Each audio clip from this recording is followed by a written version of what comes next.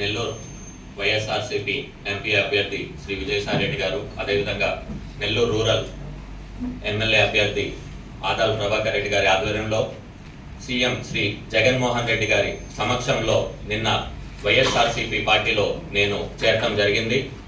నిజంగా వైఎస్ఆర్సీపీ పార్టీలో చేరిన తర్వాత కూడా ఈరోజు మొట్టమొదటిసారి నెల్లూరు జిల్లా వైఎస్ఆర్సీపీ కార్యాలయానికి వచ్చినప్పుడు ఎంతో బాగా ఆదరిస్తున్నారు.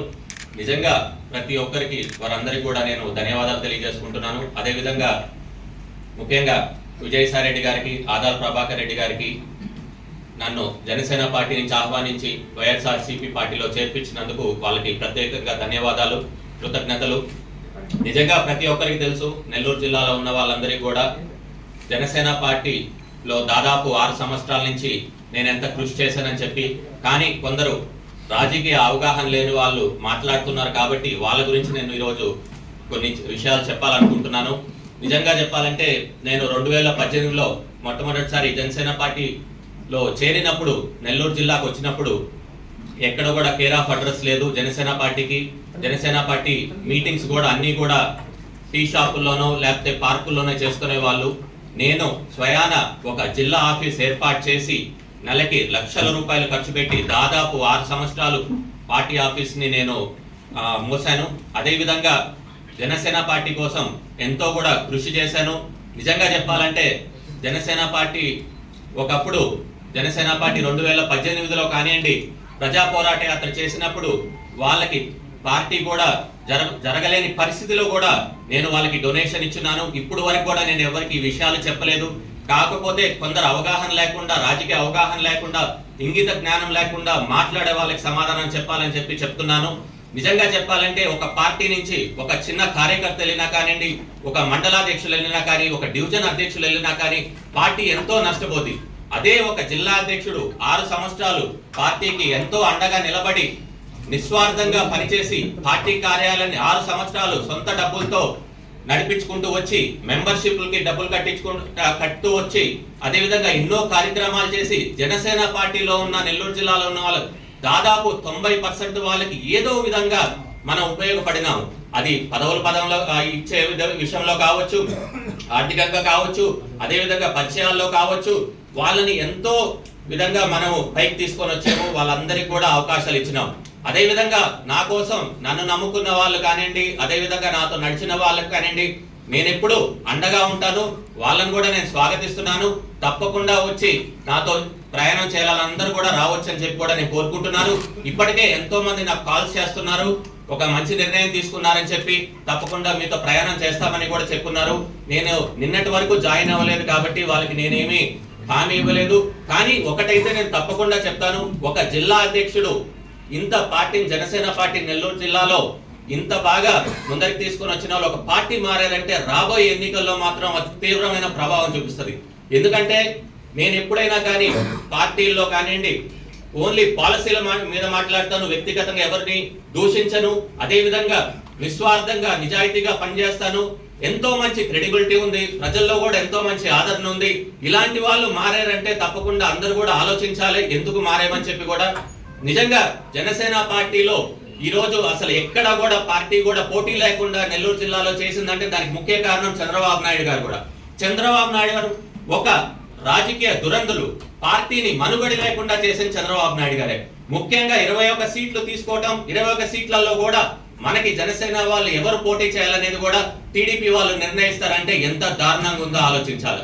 నిజంగా మాలాంటి యువకులు కానివ్వండి, ఎంతో మంది కానీ జనసేన మీద ఎంతో ఆశలు పెట్టుకొని యువతరానికి అవకాశం వస్తుంది రాజకీయాల్లోకి వచ్చి నిస్వార్థంగా పనిచేసాం. వాళ్ళందరికీ కూడా ఈ రోజు అన్యాయం జరిగింది. నిజంగా చంద్రబాబు నాయుడు గారి ట్రాప్ లో అందరూ కూడా పడిపోయినారు జనసేన వాళ్ళు. నిజంగా జిల్లాలో కూడా ఒక సీటు కూడా లేకపోతే నిజంగా ఇక్కడ మనుగడి లేకుండా అయిపోతుంది. నిజంగా విలువలు లేని దగ్గర నేను ఉండలేక మనస్తాపం చెంది నిజంగా నేను ఈరోజు పార్టీలో నుంచి గత వారం నేను బయటకు వచ్చాను. నిజంగా చాలా మంది అడుగుతున్నారు ఎందుకు రావాల్సిన కారణం కూడా ఏందని చెప్పి. నిజంగా ఒక జిల్లాలో కూడా ఒక్క సీటు కూడా లేని దగ్గర నేను క్యాడర్కి ఏం సమాధానం చెప్పుకోగలుగుతాను, పార్టీని ఎలాగ ముందరికి తీసుకొని వెళ్తాను, భవిష్యత్తు ఎలాగుంటుందని చాలా ఆలోచించి ఒక మంచి నిర్ణయం తీసుకున్నాను. ఎందుకంటే గతంలో కూడా 2018లో చూస్తే పవన్ కళ్యాణ్ గారు మేము జనసేన పార్టీలో ఉన్నప్పుడు ఒకటే నినాదం చేశారు, కొడితే కుంభస్థలాన్ని కొట్టాలా, టీడీపీ కుంభస్థలాన్ని కొట్టాలా, మోకాళ్ళ మీద కూర్చోబెట్టాలని చెప్పి. ఆ రోజు నేను జనసేన పార్టీ తరఫున 2019లో నెల్లూరు రూరల్లో పోటీ చేసేటప్పుడు నేను ప్రచారం చేసినప్పుడు మీరందరూ కూడా తెలుసు, ప్రతి వీడియోలో చూడొచ్చు, టీడీపీ వాళ్ళు చేస్తున్న అవినీతి గురించి, నీరు చెట్టు గురించి కానివ్వండి, ఇసుక దందాల గురించి కానివ్వండి, అదేవిధంగా వాళ్ళు చేస్తున్న ఈ కమిటీలు వేసుకొని విలేజ్ లో కమిటీస్ వేసుకున్న కమిటీస్ గురించి కానివ్వండి, అన్ని విధాలుగా టీడీపీ మీద మేము పోరాటం చేసాం. ఎక్కడ కూడా టీడీపీకి అసలు ఎక్కడ కూడా అవకాశం లేదు, డిపాజిట్ కూడా రాకూడదని ప్రచారం చేశాం. వాళ్ళు 2014లో ఇచ్చిన హామీలు మేనిఫెస్టో దాదాపు నాకు తెలిసి 52 పేజీలు ఉంటది. దాంట్లో ఒక 10% కూడా వాళ్ళు ఏమి దాన్ని పూర్తి చేయలేదు. కేవలం మాయ మాటలు చెప్తారు. చంద్రబాబు నాయుడు అంటే కేవలం ఒక అవకాశవాది అని చెప్పి ప్రతి ఒక్కరికి ప్రజలకు తెలుసు. నిన్ను నమ్మం బాబు అని చెప్పి మనం నినాదంతో ఆ రోజు మనం 2019లో నేను కూడా ఎన్నికలకు వెళ్ళాను. నిజంగా చెప్తున్నాను, రాష్ట్రంలో చంద్రబాబు నాయుడు నమ్మడానికి ఎవరు సిద్ధంగా లేరు. నిజంగా చెప్పాలంటే చంద్రబాబు నాయుడు అందితే జుట్టు, అందకపోతే కాళ్ళు పట్టుకునే రకం. నిజంగా నెల్లూరు జిల్లా కూడా గతంలో కాంగ్రెస్, ఇప్పుడు వైసీపీ పార్టీకి ఒక కంచుకోట లాంటిదే. నిజంగా ప్రతి ఒక్కరు కూడా ప్రజలు కూడా ఆలోచిస్తున్నారు. తప్పకుండా చంద్రబాబు నాయుడు గత ఎన్నికల్లో 2014 నుంచి 19 ఉన్నప్పుడు కూడా వాళ్ళు ఎన్నో చెప్పున్నారు, బాబు వస్తే జాబ్ వస్తుంది అన్నారు. కానీ జాబులు మాత్రం యువకులకు ఎక్కడ రాలేదు, కానీ లోకేష్ బాబుకు మాత్రం జాబ్ వచ్చింది.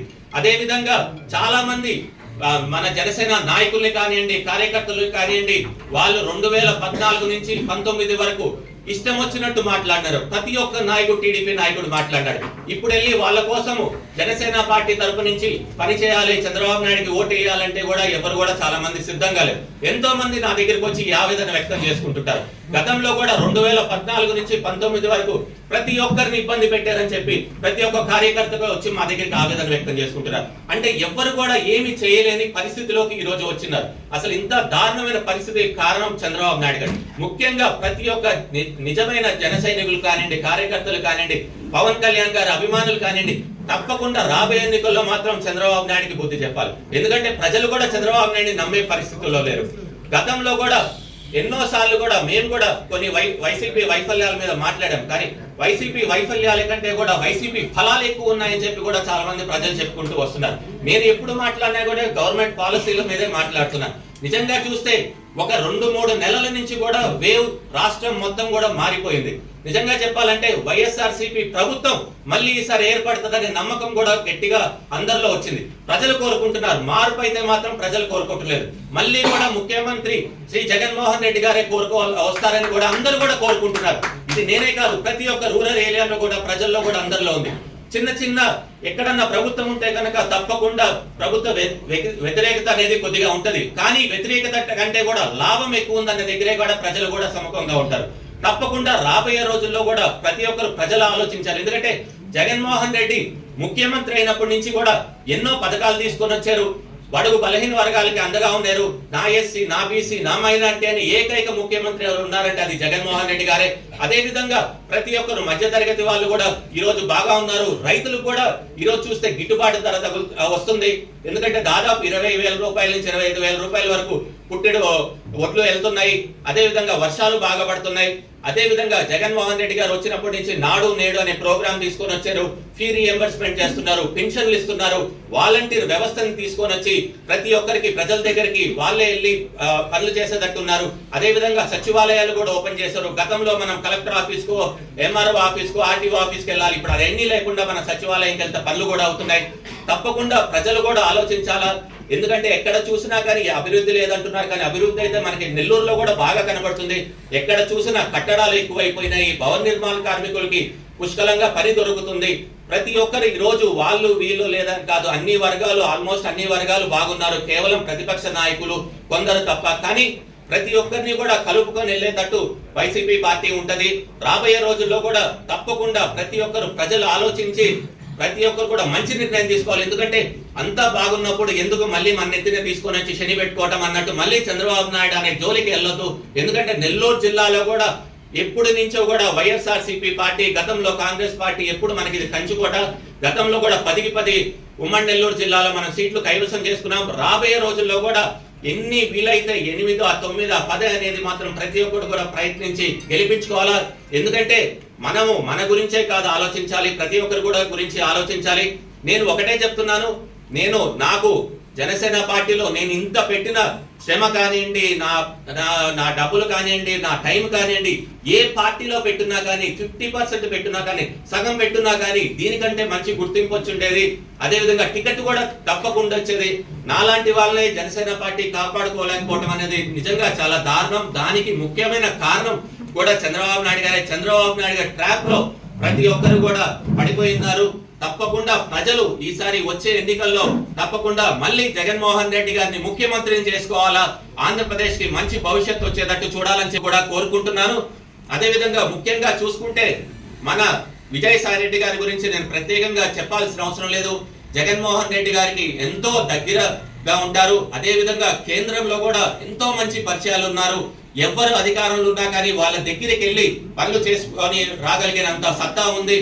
ఎంతో తెలివైన వాళ్ళు, ఎంతో అవగాహన ఉన్న వాళ్ళు. తప్పకుండా అలాంటి వాళ్ళు మన నెల్లూరుకి ఎంపీ అయితే కనుక మనందరికి కూడా ఉపయోగపడుతుంది.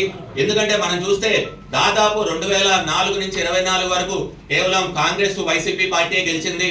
దాదాపు నాకు తెలిసి 1952 నుంచి కాంగ్రెస్ వైసీపీ ఒక్కసారి మాత్రమే టీడీపీ వచ్చింది.